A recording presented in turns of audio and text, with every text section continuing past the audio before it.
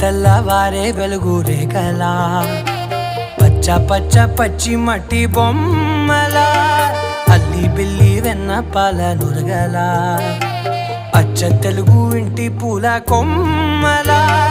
దేవదేవుడే పంపగా ఇలా దేవతే మా ఇంట అడుగే పెట్టెనంట బ్రహ్మ కళ్ళలో కాంతులే